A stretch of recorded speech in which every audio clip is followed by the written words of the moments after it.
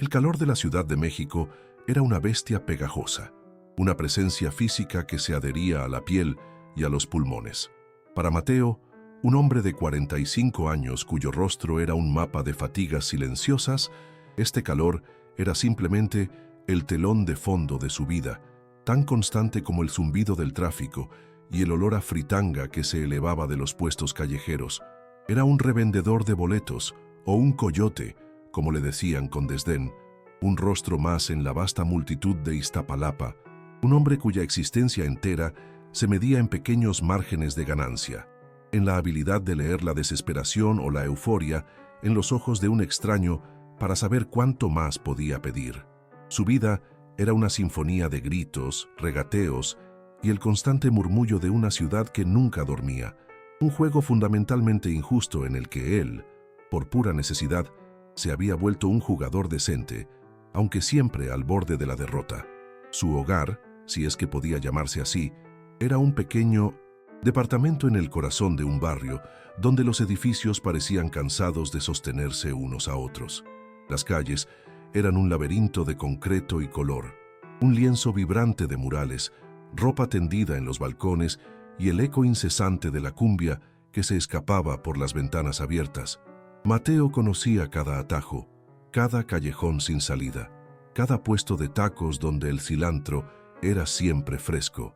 Este era su mundo, un ecosistema de supervivencia donde la confianza era una moneda más valiosa que el peso y donde la invisibilidad era una forma de armadura.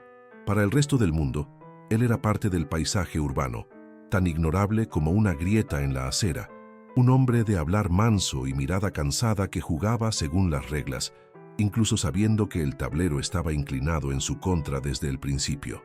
Pero dentro de esa vida modesta y predecible, crecía una tormenta silenciosa que amenazaba con arrasarlo todo. Su nombre era Sofía, su hija de 10 años, la única luz en la opaca rutina de su existencia. Sofía había sido diagnosticada con una rara y agresiva condición cardíaca, una sentencia pronunciada en la voz fría y clínica de un médico que sonaba como un juez dictando un veredicto final. La única esperanza, le dijeron, era una cirugía experimental carísima, un procedimiento de vanguardia disponible solo en una clínica especializada en Houston, Texas. El costo, una cifra tan astronómica que parecía una broma cruel, rondaba los $3 millones. Cada boleto que Mateo vendía, cada peso que guardaba, era una gota de agua en un océano de deudas, una cuenta regresiva implacable contra el tiempo y la certeza aplastante de que nunca, jamás, podría conseguir esa cantidad por medios honestos. Esa noche, el aire alrededor del Foro Sol vibraba con una energía casi tangible.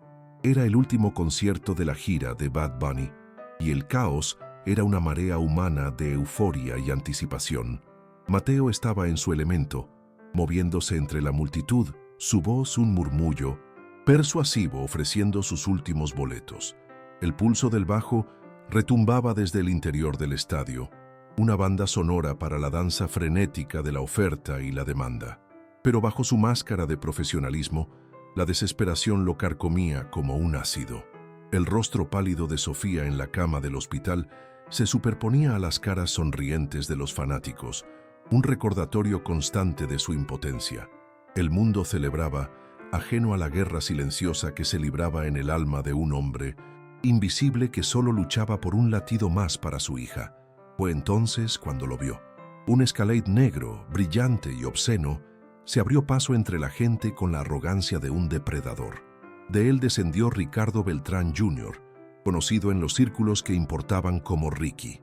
Era la personificación del privilegio y el poder sin esfuerzo, un narco junior famoso por su petulancia.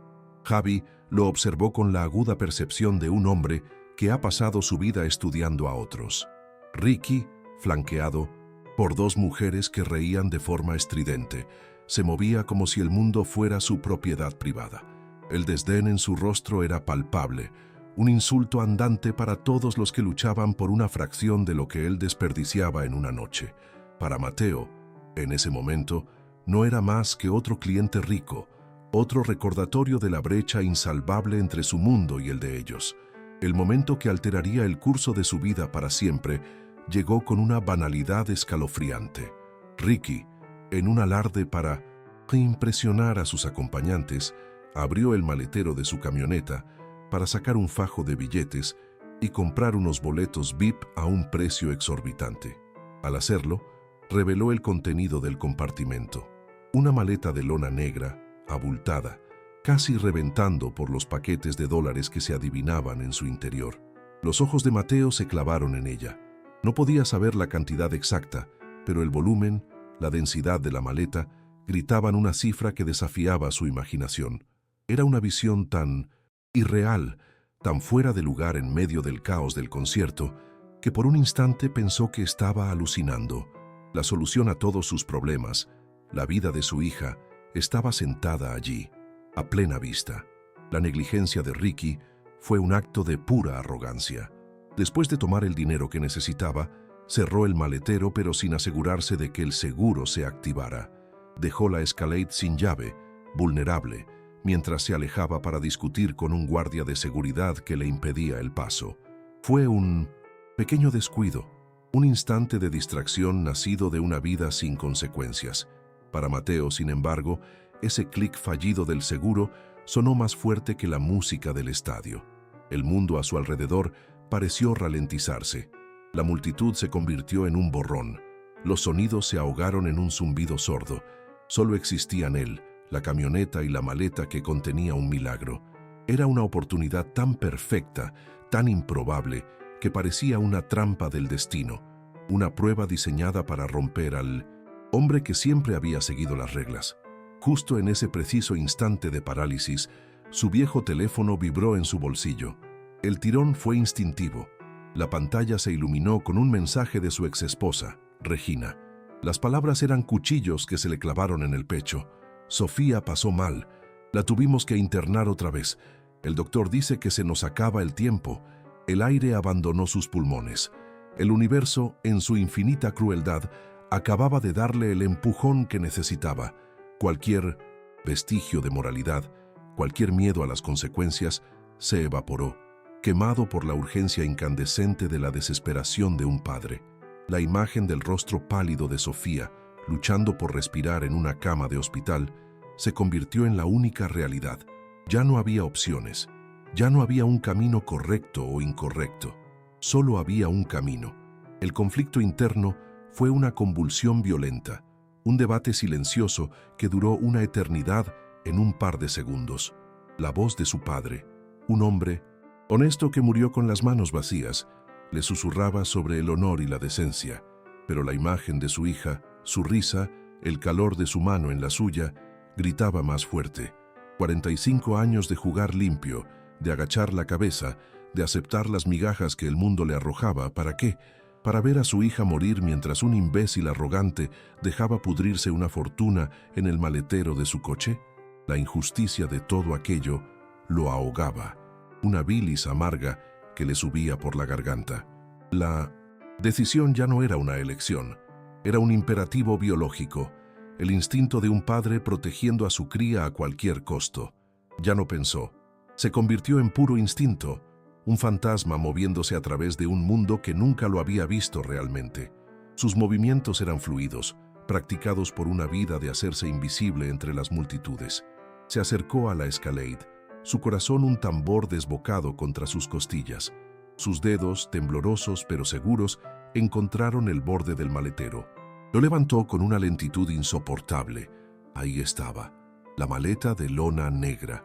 Pesaba más de lo que había imaginado, el peso de la salvación y la condena. La tomó, sintiendo la textura áspera de la tela contra sus palmas sudorosas.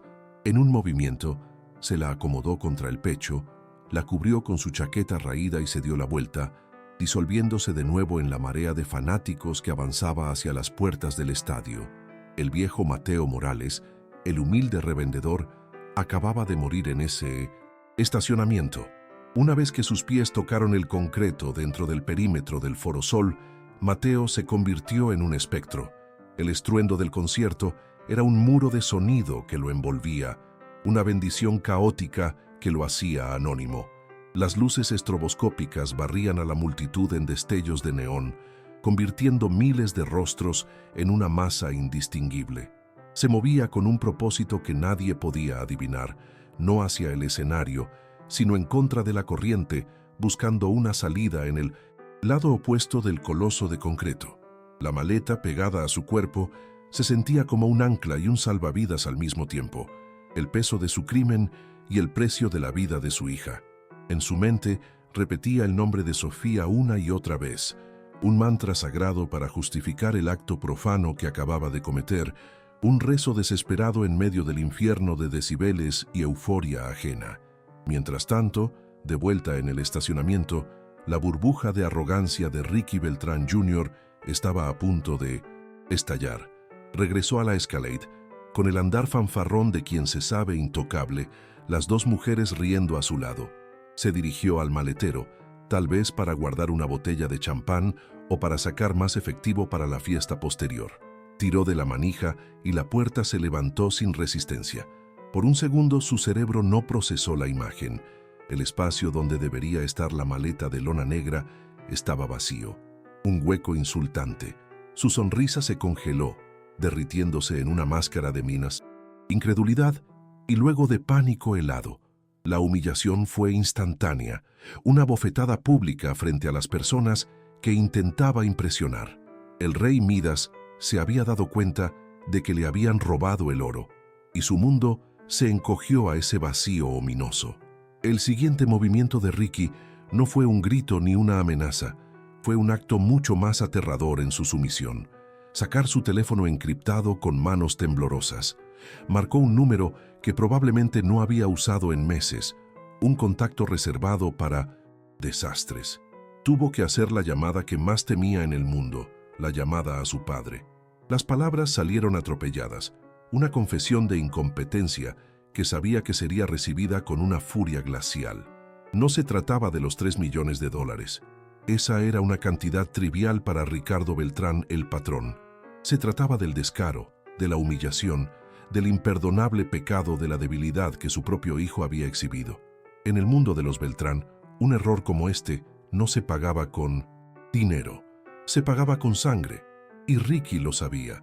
Lejos de allí, Mateo logró deslizarse por una salida de servicio, emergiendo en una calle lateral apenas iluminada. El silencio relativo, roto solo por el eco lejano de la música, fue casi tan ensordecedor como el ruido. Estaba solo, con el corazón martilleándole en los oídos y el botín de su nueva vida en sus manos. Su instinto de supervivencia, afilado por décadas en las calles, tomó el control. Necesitaba llegar a la terminal de autobuses de Minneoncinto. Pasajeros de Oriente, la Tapo, la gran arteria por la que la gente como él se desangraba fuera de la ciudad. Hizo la parada a un taxi destartalado, metiendo la maleta entre sus pies y cubriéndola con sus piernas. Durante el trayecto, cada par de faros en el espejo retrovisor era una posible amenaza, cada sirena a lo lejos, el sonido de la red cerrándose a su alrededor. En una lujosa hacienda en las montañas de Guerrero, a cientos de kilómetros de distancia, Ricardo Beltrán, el patrón, escuchó la noticia sin alterar el gesto. Su ira no era explosiva, sino fría, densa y metódica, como el avance de un glaciar. Colgó el teléfono a su hijo y con una calma aterradora hizo otras 2 llamadas. La primera fue a su jefe de sicarios, un hombre conocido solo como El Sombra. La orden fue simple y escalofriante. Encuéntrenlo. Olvídense de la lana. Eso ya no importa. Quiero que su castigo se convierta en una leyenda. La segunda llamada fue a un joven genio de la informática que mantenía en su nómina. Quiero cada video de cada cámara en un radio de 5 kilómetros del Foro Sol. Lo quiero identificado para el amanecer. La cacería había comenzado, no con balas, sino con bytes y algoritmos. La Tapo era un monstruo de concreto y caos organizado, un microcosmos de la nación en constante movimiento. Mateo se sumergió en la multitud, sintiéndose por primera vez un poco más seguro. Aquí, el anonimato era la norma. El aire olía a diésel, a café recalentado y al sudor de miles de viajes. Se Acercó a una de las ventanillas menos concurridas y compró un boleto de ida a la ciudad de Oaxaca, pagando en efectivo. Eligió una línea de autobuses de segunda clase, una de esas que se detenían en cada pueblo polvoriento del camino, razonando que sería menos directo y, por lo tanto, más seguro. Se sentó en una de las bancas de plástico, la maleta firmemente sujeta entre sus tobillos, sin atreverse siquiera a mirar su interior. El miedo a confirmar la realidad de lo que había hecho era casi tan grande como el miedo a ser atrapado. Mientras Mateo esperaba, el sabueso digital del cártel ya había olido el rastro. En una habitación oscura iluminada solo por el resplandor de múltiples monitores, el hacker devoraba datos. Cruzaba las imágenes de las cámaras de seguridad con una base de datos de soplones, delincuentes menores y los rostros de cada coyote que trabajaba en los alrededores de los grandes recintos de la ciudad. Y entonces apareció. Una imagen granulada de una cámara de tráfico capturó el rostro de Mateo por una fracción de segundo, mirando hacia la escalade. El software de reconocimiento facial zumbó y escupió una coincidencia. Javier Morales, 45 años, residente de Iztapalapa, con un historial limpio pero conocido en las calles. En cuestión de minutos, el hombre invisible tenía un nombre, una dirección y una historia. La red digital se había cerrado. Cuando el autobús finalmente salió de la estación, serpenteando por las arterias congestionadas de la ciudad, Mateo sintió que un nudo en su estómago comenzaba a aflojarse. Observó por la ventanilla cómo las luces de la monstruosa Ciudad de México se desvanecían en la distancia, convirtiéndose en un resplandor anaranjado en el horizonte. La oscuridad de la carretera federal era un manto reconfortante. Con manos temblorosas abrió el cierre de la maleta solo unos centímetros, lo suficiente para mirar dentro. La visión de los paquetes de billetes de $100, perfectamente apilados y envueltos en plástico, le robó el aliento. Era real. La vida de Sofía estaba allí, en esa maleta. Pero junto con esa oleada de esperanza, una ola de terror helado lo recorrió. Lo que tenía en sus manos era tan poderoso que podía salvar una vida, pero también, sin duda, destruir la suya. La fotografía de Javier Morales, extraída del video de seguridad, ahora se transmitía a través de una aplicación de mensajería encriptada a toda la estructura del cártel de la Sierra Norte. La imagen, granulada y poco favorecedora, llegó a los teléfonos de cientos de sicarios, halcones y vigías repartidos por todo el centro y sur del país. Pero, lo que era más importante, también aterrizó en los teléfonos de varios comandantes corruptos de la Policía Federal. El mensaje que la acompañaba era inequívoco: se busca, vivo, no intervenir, solo reportar ubicación. La recompensa es generosa, el fracaso será doloroso. La fotografía de un hombre común y desesperado se había convertido en el retrato de la presa más buscada de la Pampa. Un par de horas después, el autobús se detuvo en un parador de carretera, un oasis de luz fluorescente en medio de la negrura de la noche. Mateo bajó para estirar las piernas, intentando proyectar una calma que no sentía. Su sangre se heló al ver dos patrullas de la Policía Federal estacionadas afuera. Los oficiales estaban adentro, bebiendo café, pero sus miradas no estaban relajadas. Barrían metódicamente a cada persona que entraba y salía. Uno de ellos fijó sus ojos en Mateo por un instante que se sintió como una eternidad. Probablemente era solo paranoia, se dijo a sí mismo, pero la semilla de una nueva y terrible comprensión comenzó a germinar en su mente. Esta gente no eran matones comunes, eran organizados, tenían recursos y su alcance era mucho más largo de lo que jamás hubiera podido imaginar. Regresó al autobús y el poco alivio que había sentido se desvaneció por completo. Las horas en el autobús se arrastraban con una lentitud pastosa. Cada kilómetro, un pequeño triunfo contra el pánico que amenazaba con devorar a Mateo. Afuera, el paisaje urbano había cedido el paso a la oscuridad rural, una negrura salpicada por las luces lejanas de pueblos anónimos. El terreno comenzaba a ondularse, anticipando las estribaciones de la sierra. La mayoría de los pasajeros dormitaban, sus cabezas se balanceaban suavemente con el traqueteo del motor. Era una calma engañosa, una quietud que solo servía para amplificar el ruido en la cabeza de Mateo. Apretó la maleta entre Sus pies, un objeto que había pasado de ser un símbolo de esperanza a sentirse como una bomba de tiempo.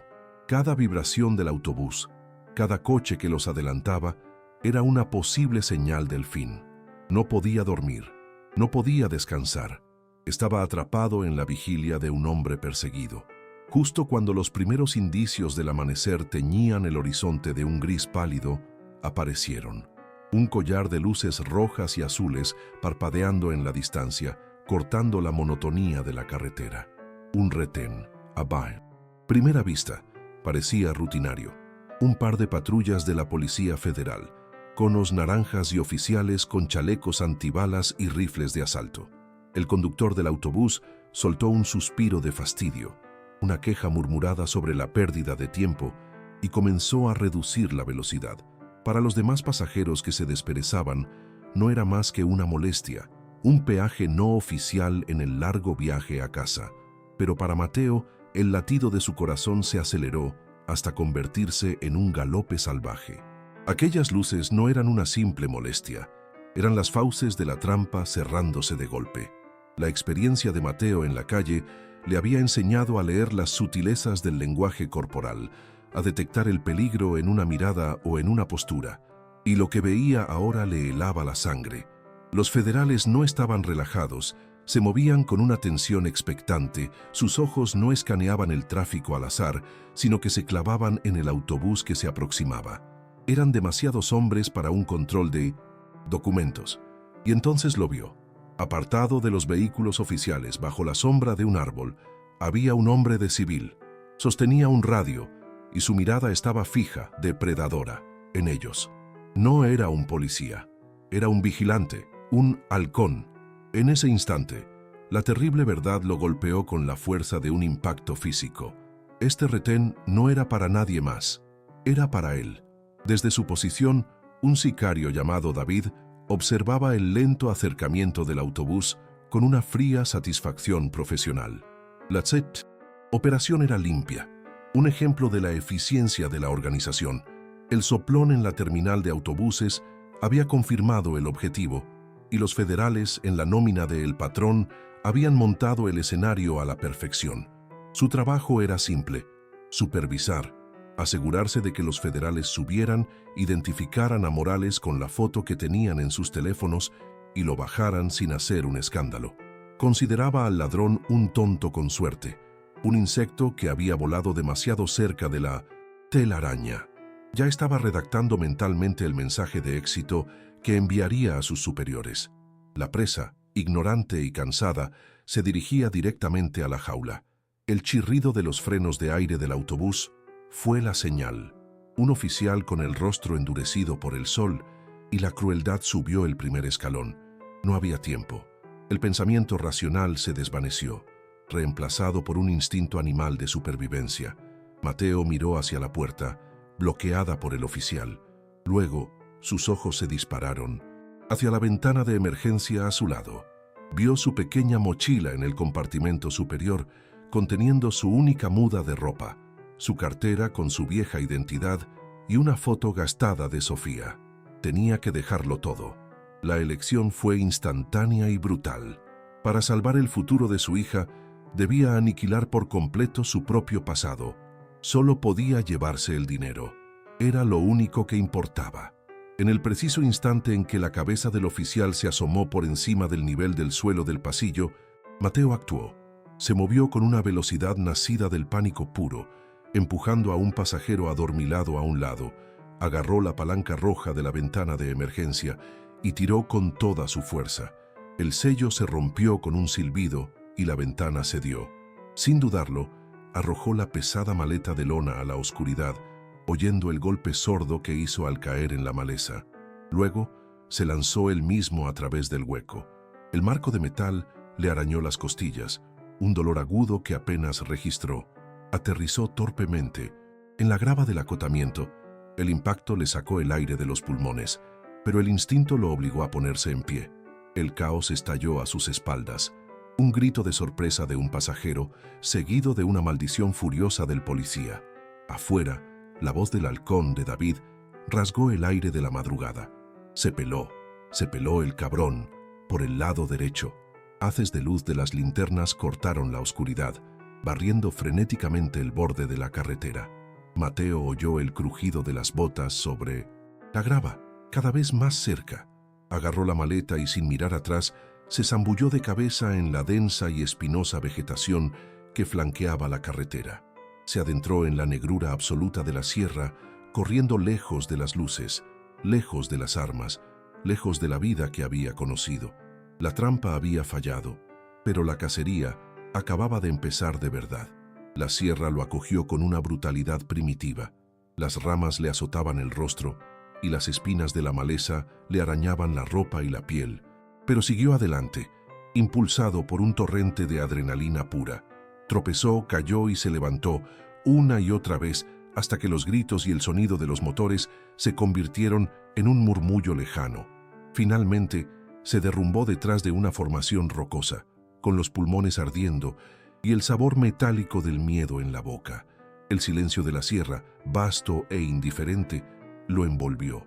Estaba a salvo del retén, pero ahora era un prisionero de la inmensidad de la naturaleza, un náufrago en un mar de árboles y montañas con un tesoro maldito como única compañía.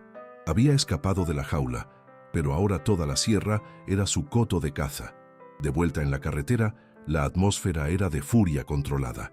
El halcón, David, hizo la llamada que sabía que podía costarle la vida. Informó del fracaso a el patrón. El silencio al otro lado de la línea fue más aterrador que cualquier grito. Era el silencio del poder absoluto recalculando, del depredador decidiendo cómo castigar no solo a su presa, sino también a los cazadores incompetentes. La orden final del patrón fue un siseo helado. Tráiganme lo que ese pendejo dejó atrás, cada migaja. La búsqueda del hombre se había transformado momentáneamente en una profanación de su identidad. Los federales, ahora temerosos del cártel más que de la ley, registraron el autobús con una violencia metódica, destrozando el asiento donde Mateo había estado, buscando cualquier cosa que hubiera podido dejar. Un sicario le entregó a David la humilde mochila. La vació sobre el capó de una patrulla con un gesto de desprecio. El contenido era patético. Una cartera barata con una identificación oficial, algunos billetes arrugados y una muda de ropa gastada. Pero entonces, algo más cayó. Una fotografía, doblada y suavizada por el tiempo. David la desdobló. En ella, una niña de unos 10 años sonreía a la cámara, con una alegría tan pura que parecía de otro mundo. David no vio a una niña, vio una herramienta, vio un punto de presión. Sacó su teléfono, tomó una foto nítida de la imagen y se la envió a el patrón. No añadió ninguna palabra. No era necesario. La imagen de la niña sonriente era el mensaje más elocuente y cruel de todos. Con la primera luz del sol filtrándose a través de las copas de los árboles, Mateo se obligó a ponerse en pie. Cada músculo de su cuerpo protestaba, un coro de dolores agudos. La adrenalina había desaparecido, dejando paso a un agotamiento profundo y a una determinación sombría. Ya no era un revendedor de la ciudad, un hombre blando acostumbrado al asfalto. El instinto, enterrado bajo años de vida urbana, estaba despertando. Recordó los senderos que su abuelo le había enseñado a seguir, las plantas que indicaban la presencia de agua, las cumbres que servían como brújula natural. Esta tierra de la que había huido buscando fortuna era ahora su única aliada. Su mente se fijó en un único objetivo, un nombre que era una oración: Miguel. Tenía que llegar al palenque clandestino de Miguel. En la síntesis opulencia de su hacienda, el patrón miraba la foto de Sofía en la pantalla de su teléfono de última generación. La inocencia de la niña contrastaba grotescamente con la brutalidad del hombre que la observaba. Una sonrisa lenta y serpentina se dibujó en su rostro. Esto lo cambiaba todo. La persecución física se había vuelto burda, ineficiente. El nuevo plan tomó forma en su mente con una claridad aterradora. La cacería ya no sería en la sierra, sino en el alma de su enemigo. Emitió una nueva serie de órdenes a sus lugartenientes. Encuentren a la exesposa. Investiguen todo sobre la niña, el hospital, los doctores. Quiero saber hasta el color de las paredes de su cuarto. La fuerza bruta daría paso a la guerra psicológica. No iba a acorralar a su presa, iba a desmantelarla pieza por pieza. El viaje de Mateo fue un descenso al infierno físico. Trepó por laderas escarpadas, se abrió paso a través de una vegetación hostil y caminó por el lecho de arroyos secos, con las piedras afiladas, castigando sus pies. La maleta colgada al hombro era una cruz pesada y constante, un lastre que le recordaba a cada paso por qué no podía rendirse. El hambre se convirtió en un dolor sordo en su estómago.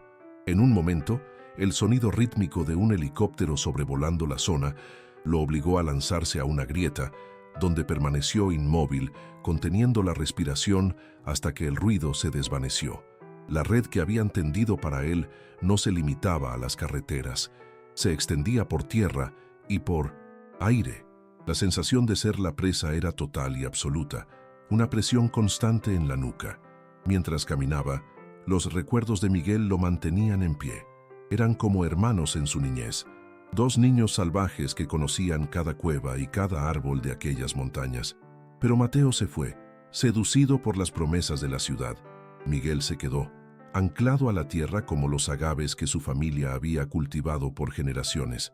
Era un hombre terco, desconfiado y leal a su propia ley.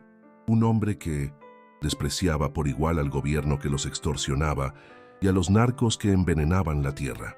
Mateo rezaba para que el amigo que recordaba, aquel que le había jurado lealtad eterna en un pacto infantil, aún existiera bajo las capas de cinismo y dureza que la vida seguramente le había añadido. Necesitaba que existiera. Después de 2 días que se sintieron como 2 años, cuando el delirio del agotamiento comenzaba a apoderarse de él, lo olió. Un aroma inconfundible, una mezcla de humo de leña y el dulzor caramelizado del agave cocido. Era el olor de un palenque. Siguió la estela de humo como un animal herido sigue el rastro del agua hasta llegar a un cañón oculto. Allí estaba, rústico y atemporal, el horno de tierra, la tahona de piedra movida por una mula, las tinas de madera para la fermentación. Un lugar fuera del mapa y de la ley. Se tambaleó hacia el claro, con los pies ensangrentados y la garganta seca. Su voz fue apenas un susurro roto. «Miguel, ¿estás ahí?» De la sombra de Minamucen, una choza de adobe, emergió una figura. Era un hombre corpulento, de barba espesa y ojos que parecían 2 esquirlas de obsidiana. En sus manos sostenía una escopeta vieja y el cañón apuntaba directamente al pecho de Mateo. Era Miguel. No había sorpresa en su rostro ni alegría, solo una profunda y peligrosa desconfianza. Su mirada recorrió a Mateo de arriba a abajo, deteniéndose en su ropa hecha jirones, en los rasguños y la sangre seca, y finalmente en la abultada maleta de lona. Sus primeras palabras no fueron un saludo, sino una sentencia grave y cargada de resentimiento. «¿Qué chingados hiciste, Mateo? ¿Qué plaga me vienes a traer hasta la puerta de mi casa?» La escopeta en las manos de Miguel no temblaba. Era una extensión de su desconfianza, un cañón apuntando a todos los problemas del mundo exterior que Mateo representaba. Con el poco aliento que le quedaba, Mateo levantó lentamente las manos, un gesto universal de rendición. No intentó mentir ni minimizar el desastre. Su voz, rasposa y quebrada, relató la historia en fragmentos brutales. El diagnóstico de Sofía, la cifra imposible, la oportunidad de mente y el robo impulsivo. No se describió a sí mismo como un ladrón audaz, sino como lo que era, un padre acorralado que había mordido a la bestia equivocada. Señaló la maleta de lona a sus pies. Era su confesión y su única defensa. No pedía absolución, solo un respiro, un escondite en el fin del mundo. El rostro de Miguel era una piedra, impasible, pero sus ojos eran un campo de batalla. La mención de Sofía, a quien recordaba como una niña pequeña y risueña en sus raras visitas a la ciudad, luchaba contra el instinto de autopreservación que gritaba peligro. Sabía quién mandaba en estas sierras. Dar refugio a un hombre que le había robado al cártel de la Sierra Norte no era un acto de amistad, era firmar una sentencia de muerte para ambos. La plaga que Mateo traía no solo podía destruir al huésped, sino consumir la casa entera.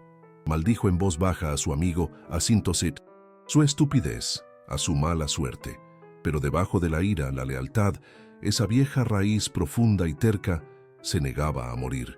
Finalmente, con un suspiro que pareció arrancar el aire de sus pulmones, Miguel bajó la escopeta. «Estás pendejo, Mateo. Siempre lo fuiste», gruñó, las palabras una mezcla de insulto y resignación.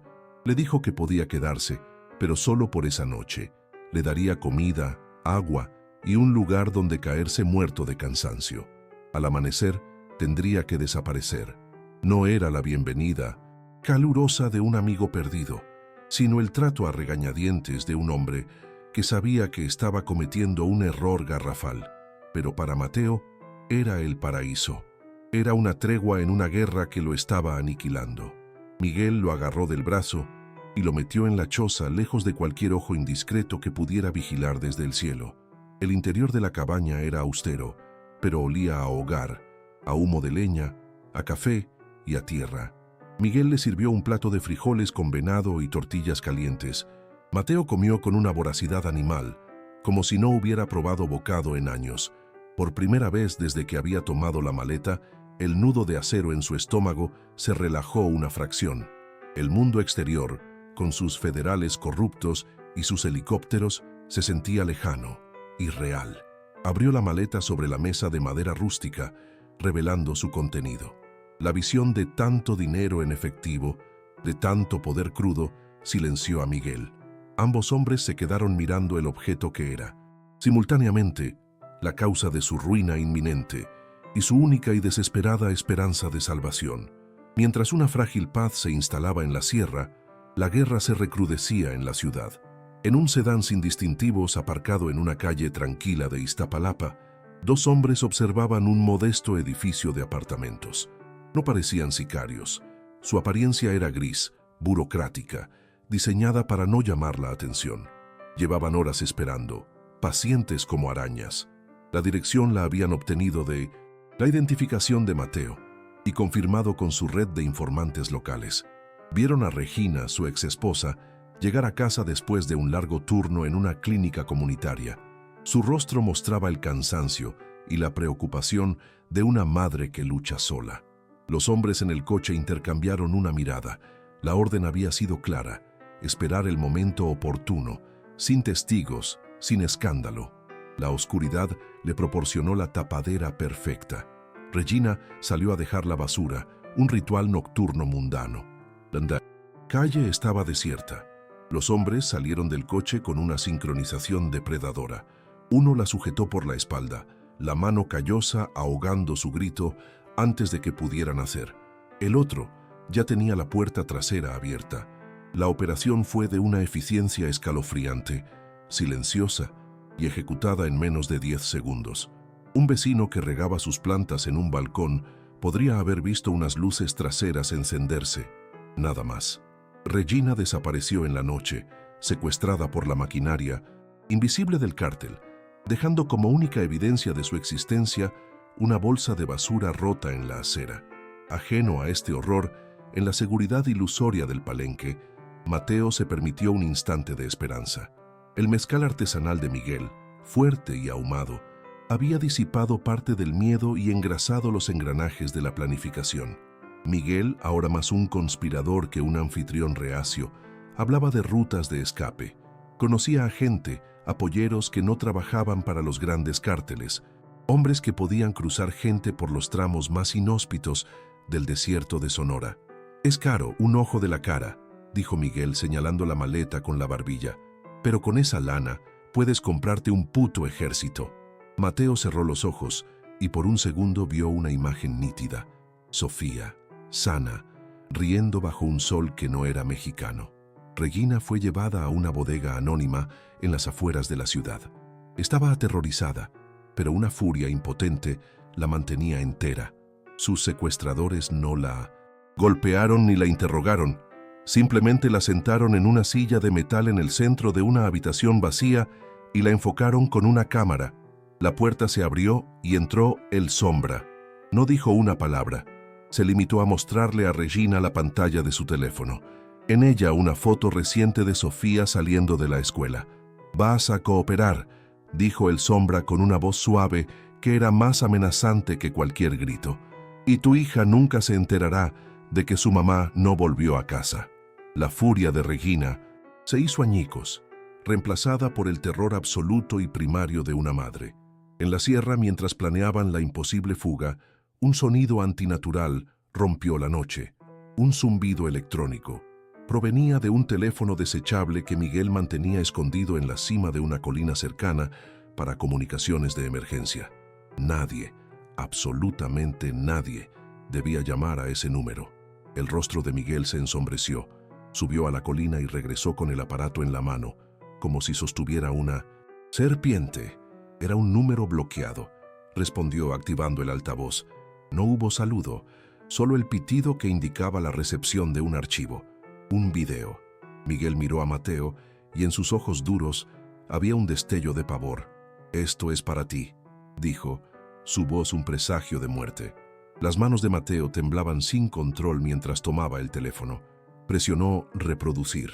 La imagen era granulada, mal iluminada. Mostraba a Regina atada a la silla, con el rostro desencajado por el pánico. Un hombre. Entró en cuadro. Vestía un traje caro y su rostro era de una calma gélida. Era el patrón. No gritó. Habló con una serenidad aterradora, mirando directamente a la cámara, a los ojos de Mateo. «Señor Morales», dijo, «me enteré de que tiene una hija enferma. Qué lástima. Yo también tengo un hijo, pero el mío está enfermo de incompetencia». Hizo una pausa. «El dinero que robó era para él. Ya no me importa. Lo que quiero es restaurar el honor de mi apellido. Tiene 48 horas para traer el dinero y su propia vida a este lugar. Si no lo hace, le empezaré a mandar a su exesposa, en pedazos». El video terminó, pero la imagen de Regina, pálida y aterrorizada, quedó grabada a fuego en la mente de Mateo. El silencio que inundó la choza fue pesado, denso, un vacío que absorbía todo el aire y la esperanza. Mateo dejó caer el teléfono como si le quemara la mano. De su garganta brotó un sonido gutural, un quejido animal que era la pura destilación de la culpa y la agonía. Cada decisión que había tomado desde que vio esa maleta se había convertido en un paso hacia este infierno. Había apostado la vida de su hija y en el proceso había sentenciado a muerte a la mujer con la que la había traído al mundo. El peso de esa verdad era una fuerza física, aplastándolo contra el suelo de tierra de la cabaña. Miguel recogió el teléfono, su rostro una máscara de furia contenida. El mensaje era una declaración de guerra no solo contra Mateo, sino contra él. La llamada a su teléfono secreto, a su santuario, era la forma que tenía el cártel de decir: «Sabemos dónde estás. No hay lugar en el mundo donde puedas esconderte de nosotros». Su aislamiento, la única arma que creía poseer, se había revelado como una frágil ilusión. Miró a Mateo, acurrucado en el suelo, un hombre roto, y sintió una oleada de rabia. Una rabia dirigida a su amigo por su estupidez, pero una rabia aún mayor hacia los monstruos como el patrón, que se creían dioses con el poder de destruir vidas por un capricho. «Lárgate», dijo Miguel, su voz dura y plana. «Toma tu pinche dinero y desaparece de mi vista. Ahora». Eran las palabras correctas, las que un hombre cuerdo diría para salvar su propio pellejo, pero ambos sabían que eran palabras vacías. Mateo no tenía a dónde ir. El cártel lo tenía atado con una correa invisible y un reloj de 48 horas. Echarlo de allí era simplemente condenarlo a morir solo en las montañas, y ni siquiera eso garantizaría la propia seguridad de Miguel.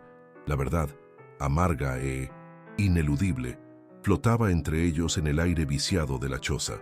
Estaban juntos en esto, hasta el final, les gustara o no. Su destino se había entrelazado con el de Mateo en el momento en que cruzó su umbral. Entonces, algo cambió en Mateo. Levantó la vista del suelo y el abismo de desesperación en sus ojos había sido reemplazado por una brasa incandescente de pura furia. El patrón había cometido un error de cálculo fundamental. Creyó que amenazar a su familia lo convertiría en un cordero, suplicante, listo para el matadero. En cambio, lo había despojado de lo último que le quedaba por perder, el miedo a su propia muerte. Morir él mismo era un precio que ya había aceptado pagar. pero que Regina muriera por su culpa, que Sofía se quedara huérfana en un mundo hostil, ese era un resultado que su alma se negaba a aceptar. El hombre invisible, el coyote humilde, había sido empujado demasiado lejos, y ahora estaba listo para devolver la mordida. «No voy a correr», dijo Mateo, y su voz por primera vez en días era firme, sin un atisbo de temblor. «Voy a ir, voy a entregarles el dinero». Miguel lo miró como si se hubiera vuelto loco. «No seas imbécil, es una trampa. Te van a matar, a ti y a ella, y se quedarán con la lana». La respuesta de Mateo fue escalofriantemente lúcida. «Lo sé que es una trampa». Hizo una pausa, sus ojos fijos en los de Miguel. «Y precisamente porque es una trampa, es nuestra única oportunidad».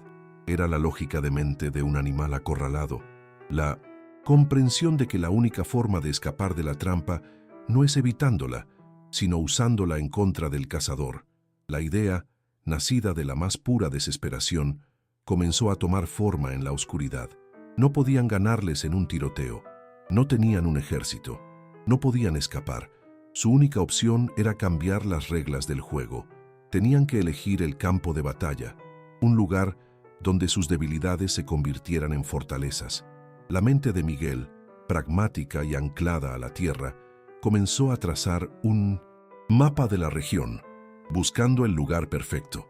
La mente de Mateo, por su parte, analizaba al enemigo. Sabía que el patrón enviaría a Ricky para presenciar la humillación final de su ladrón. Y Ricky era arrogante, descuidado y predecible. Su orgullo sería el cebo, el palenque viejo, susurró Miguel de repente, como si la palabra hubiera sido conjurada por la propia tierra. Sus ojos brillaban con una luz peligrosa, el que mi abuelo abandonó hace 30 años, después del incendio. Empezó a describir el lugar, no como unas ruinas, sino como un arma, un laberinto de muros de adobe derruidos en el fondo de un barranco, accesible por un único y traicionero camino de tierra. Un enredo de alambiques de cobre oxidados, bodegas subterráneas y enormes tinas de fermentación. Un lugar confuso y peligroso para cualquiera que no lo conociera como la palma de su mano. Y lo más importante, décadas de mezcal derramado habían impregnado la madera, la tierra, el aire. El lugar entero era una bomba de vapor de alcohol esperando una chispa. Mateo escuchaba y el plan florecía en su mente. Una trampa dentro de la trampa. Aceptarían el intercambio en las ruinas. Ricky, cegado por su ego y su afán de impresionar a su padre, no dudaría en aceptar un lugar remoto donde tendría la ventaja aparente. No se daría cuenta de que el terreno mismo estaba preparado para consumirlo. Podían usar el conocimiento de Miguel para canalizar a los sicarios hacia callejones sin salida, para crear distracciones, para convertir la destilería en una pira funeraria. Era una misión suicida, sin duda, pero era infinitamente mejor que la alternativa, esperar impotentes a que el reloj llegara a cero. La sensación de ser una víctima comenzó a desvanecerse, reemplazada por la de un conspirador. Como si los elementos mismos quisieran unirse a su conspiración, un viento frío comenzó a azotar la choza, haciendo crujir la madera. Miguel se acercó a la puerta, olfateó el aire y miró un viejo barómetro que colgaba de un clavo oxidado. «Viene tormenta», anunció con una certeza sombría, «y una de las grandes, de esas que convierten los caminos en ríos de lodo, derriban árboles y dejan la sierra incomunicada por días. La tormenta no sería un obstáculo, sería su cómplice. Les proporcionaría la cobertura acústica y visual que necesitaban, sembraría el caos entre sus enemigos y los aislaría del mundo exterior durante el enfrentamiento final. Su plan ya no dependía solo de ellos, sino de la furia de la propia naturaleza. Se miraron a través de la mesa, a la luz parpadeante de una lámpara de queroseno que proyectaba sombras danzantes en sus rostros. Ya no había nada más que decir. El pacto estaba sellado en su desesperación compartida. Usarían las siguientes 36 horas para transformar las ruinas de un negocio familiar en un altar de sacrificios. Mateo haría la llamada, aceptaría los términos y dictaría el lugar. Miguel prepararía el escenario. El mezcalero sirvió 2 últimos vasos de su licor más fuerte, un mezcal tan potente que quemaba la garganta. Por los pendejos que mueren peleando, dijo, levantando el vaso en un brindis sombrío. Mateo chocó su vaso contra el de Miguel. Por Sofía, respondió, su voz un eco de acero, y por Regina. A la mañana siguiente, el aire en la sierra era denso y cargado, una quietud pesada que presagiaba la violencia de la tormenta. Miguel le entregó a Mateo el teléfono desechable. Era la hora. Con manos que se sentían ajenas, Mateo marcó el número que le habían dado. Su corazón era un martillo contra sus costillas, pero su mente estaba fría, enfocada. Recordó la imagen del hombre roto que había sido la noche anterior y se aferró a ella, usándola como una máscara. Una voz gélida y sin emociones, la de El Sombra, respondió al primer tono. Mateo forzó un temblor en su voz, un patético hilo de derrota. Aceptó todas las condiciones. Dijo que estaba acabado, que solo quería que todo terminara. Entregaría el dinero y se entregaría a él mismo. Puso una única condición, un detalle que esperaba que sonara como el último capricho de un hombre aterrorizado. Quería que el intercambio fuera en un lugar que él conociera, un sitio neutral. Describió el Palenque Viejo, no como una fortaleza, sino como un recuerdo de su infancia, el único lugar en el mundo donde sentía que no lo matarían como a un perro en una zanja. Lo vendió como un acto de cobardía, la necesidad de morir en un terreno familiar. Al otro lado de la línea, El Sombra guardó silencio, procesando la petición. La lógica era extraña, pero encajaba en el perfil psicológico de un hombre que se había quebrado por completo. Le dijo que lo consultaría y que le devolvería la llamada. La línea murió, dejando a Mateo en un silencio ensordecedor. La propuesta de Mateo generó un debate en el cuartel general del cártel. El Sombra, un hombre cuya supervivencia dependía de su paranoia, argumentó que era demasiado conveniente, una posible emboscada. Pero Ricky Beltrán Jr., cuyo ego estaba inflado hasta el punto de la ceguera, vio la petición como la prueba definitiva de su victoria. Es un cobarde que vuelve a su madriguera a morir, se burló, desestimando las preocupaciones de su subordinado. Quería este triunfo, no solo para vengar su humillación, sino para demostrarle a su padre que poseía la astucia y la crueldad necesarias para ser su heredero. Convenció a el patrón de que la elección del lugar era un acto de rendición psicológica.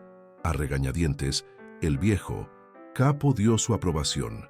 La carnada había sido mordida. La llamada de confirmación llegó una hora después. El intercambio se haría la noche siguiente, en el corazón de la tormenta. No había tiempo que perder. Mateo y Miguel se movieron con una eficiencia sombría. Empacaron herramientas, cuerdas, varios galones del mezcal más puro y volátil de Miguel, las puntas y, por supuesto, la maleta con los $3 millones. Cargaron todo en el lomo de una mula vieja y comenzaron su peregrinaje hacia las ruinas.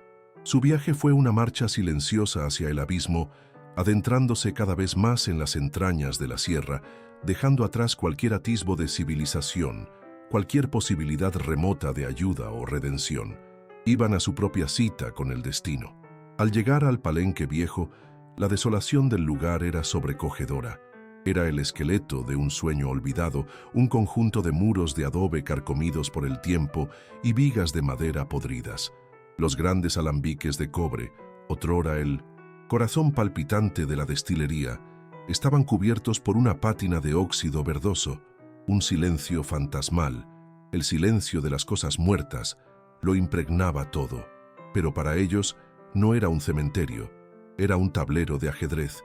Miguel recorrió el perímetro, sus ojos de montañés identificando puntos ciegos, rutas de emboscada y posibles cuellos de botella. Mateo se paró en el patio central, el lugar designado para el intercambio, visualizando la llegada de los vehículos enemigos, calculando ángulos y distancias. El trabajo comenzó de inmediato. Su primer objetivo fue el alambique principal, una monstruosidad de cobre que dominaba el edificio central. Estaba conectado por una red de tuberías a varias tinas y tanques. Con su conocimiento de destilador, Miguel encontró una válvula de drenaje crucial, oxidada pero funcional. Usando una llave de tuercas y toda su fuerza, lograron abrirla lo suficiente para crear una fuga lenta y controlada.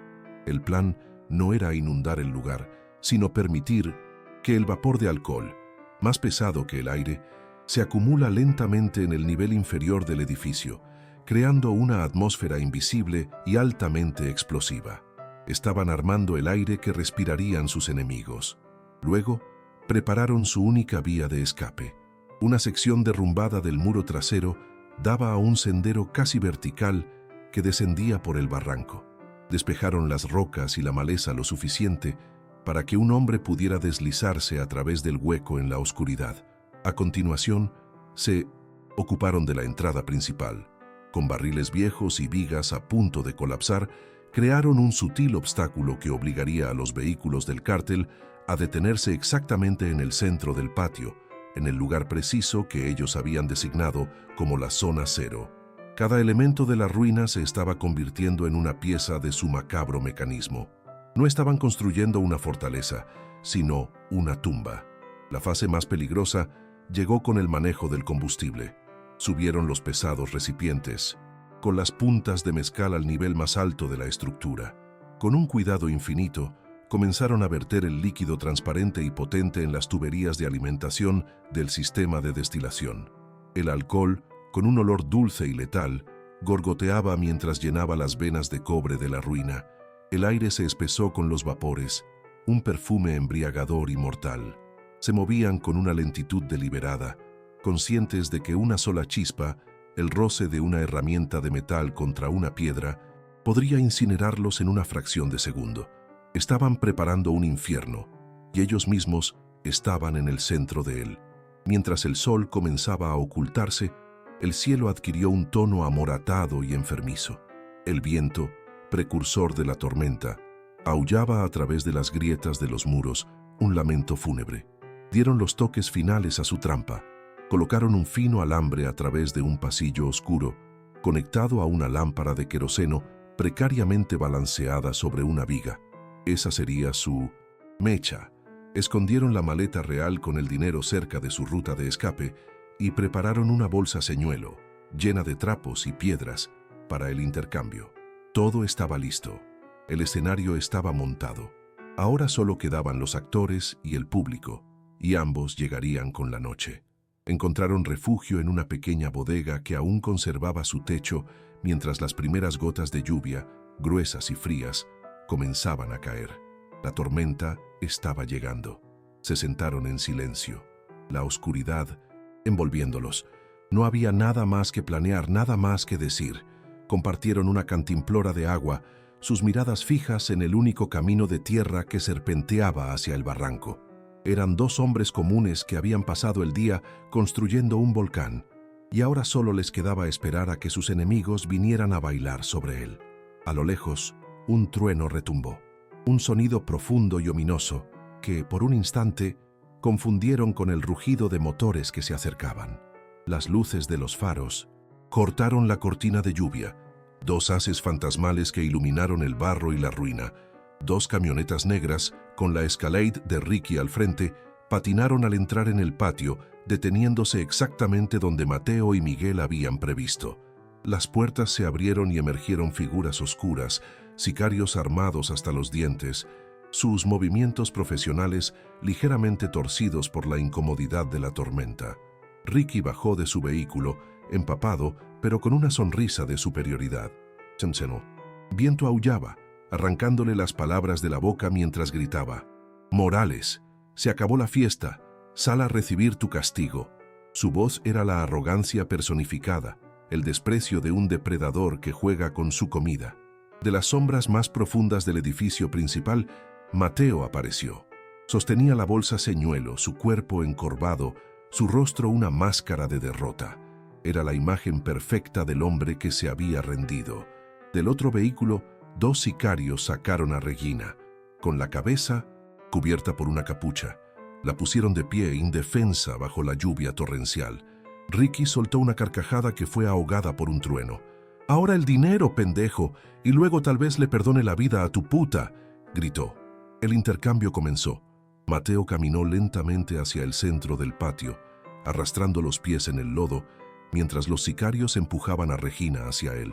El aire estaba cargado de electricidad, tanto de la tormenta como de la traición inminente. Cuando estaban a solo unos metros de distancia, Ricky levantó una mano, una señal sutil. Los sicarios amartillaron sus armas al unísono, el sonido metálico, un chasquido mortal en la noche.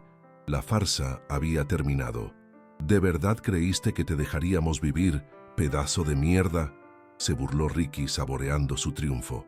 Ese fue el momento.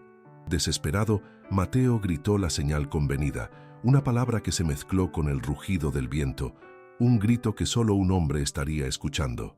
Ahora, compadre, era un grito de guerra, un requiem y una oración, todo en uno. Desde una posición elevada entre las ruinas, Miguel se levantó y abrió fuego con su vieja escopeta. El estruendo fue brutal, una erupción de violencia que rompió la tensa calma. No apuntaba a matar, sino a sembrar el caos. Los sicarios, sorprendidos, respondieron instintivamente, girando y disparando ráfagas hacia el destello en la oscuridad. Ese era el objetivo. En esos segundos de distracción total, Mateo empujó a Regina hacia la brecha en el muro que habían preparado como su salida. Mientras el patio se convertía en un infierno de balas perdidas, él se arrastró hacia el pasillo donde había preparado la mecha, el destino de todos ellos colgando de un fino alambre. Con los gritos de los sicarios y el eco de los disparos a su alrededor, Mateo se lanzó al suelo y tiró del alambre. La lámpara de queroseno, su humilde detonador, se tambaleó y cayó, estrellándose contra el suelo de piedra empapado en alcohol. Por un instante eterno, no pasó nada, solo la pequeña llama de la mecha ardiendo en el suelo. Pero entonces esa pequeña llama encontró el vapor invisible, el aire mismo, saturado con el espíritu de casi 100 grados de pureza, había encontrado su chispa. No hubo una explosión tradicional, fue una ignición, una repentina y silenciosa floración de fuego azul que surgió de cada grieta y abertura del edificio principal. Un segundo después, el aire desplazado regresó con una furia atronadora. Una onda expansiva, un rugido del infierno, estalló hacia afuera, lanzando cuerpos, trozos de adobe y metal retorcido por los aires. El corazón del palenque viejo se convirtió en una pira, el fuego alimentado por el alcohol y el odio. La entrada principal colapsó, sellando la tumba ardiente. La onda de choque y el caos ensordecedor fueron su tapadera. Mateo, protegiendo a Regina con su cuerpo, se arrastró a través de su ruta de escape justo a tiempo para ver cómo Miguel, alcanzado por varias balas, se desplomaba sobre su puesto de vigilancia, su escopeta cayendo a su lado. Su último acto había sido el de un amigo leal hasta la muerte. Sin mirar atrás, Mateo y Regina se deslizaron por el barranco, desapareciendo en la noche y la tormenta, mientras el mundo que habían conocido ardía a sus espaldas. Ricky Beltrán Jr. no murió en el fuego, sobrevivió, atrapado bajo los restos de su Escalade, con el cuerpo horriblemente quemado, gritando de dolor y rabia. Su victoria se había transformado en una cicatriz permanente de humillación, un fracaso que resonaría en todo el Ampa. El cártel de la Sierra Norte no solo había perdido hombres valiosos y había fallado en recuperar el dinero, había perdido su aura de invencibilidad, derrotado por un hombre invisible, un mezcalero terco y una tormenta. La leyenda de su fracaso se extendería más rápido que la noticia de sus victorias. Días más tarde, a cientos de kilómetros de distancia, en la seguridad anónima de un cuarto de hotel barato, Mateo y Regina lloraron a Miguel. El precio de su supervivencia había sido la vida del único hombre que había estado a su lado. Con una parte del dinero, Mateo pagó a los polleros que Miguel conocía. Era una red clandestina, pero confiable. Organizó el cruce de Regina y Sofía, una operación compleja y peligrosa que vació una parte considerable de la maleta, pero que compró lo único que el dinero podía comprar: un futuro. Su despedida tuvo lugar en el paisaje polvoriento y desolado de un pueblo fronterizo. No podía ir con ellas. Su rostro, aunque no estuviera en las noticias, estaba grabado en la memoria de un cártel herido y vengativo. Para mantenerlas a salvo, debía convertirse en un fantasma. Vio cómo su exesposa y su hija, la razón de todo, cruzaban hacia una nueva vida. Fue el último acto de un padre que aseguraba el futuro de su hija al renunciar a formar parte de él. La victoria se sentía exactamente como una derrota. Los años pasaron. La cirugía en Houston fue un milagro de la ciencia, financiada por el dinero del diablo. Sofía creció sana, una joven vibrante en un pequeño pueblo de Texas, con un leve acento en su inglés y un recuerdo borroso de su padre.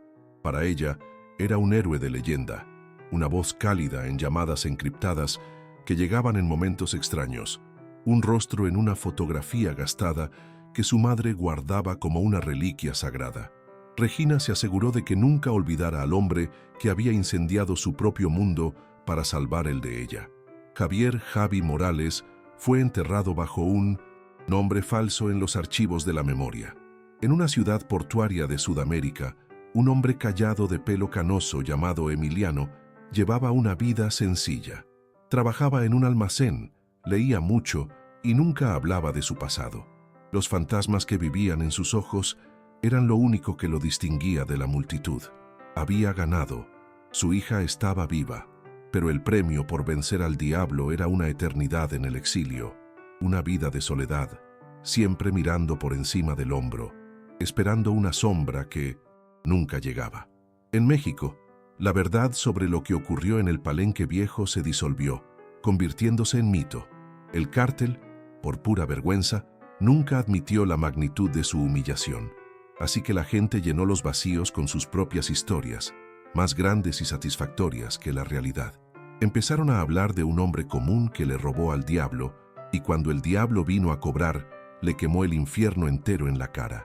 En los mercados de Iztapalapa y en las cantinas de Oaxaca, su historia se convirtió en un corrido susurrado. Lo llamaban el hombre de los boletos. Decían que no era un simple revendedor, sino un espíritu vengador de los oprimidos. Algunos juraban que se había desvanecido en la sierra, protegido por los antiguos dioses de la montaña. Otros, que había usado el dinero del narco para comprarse un reino en otro lugar.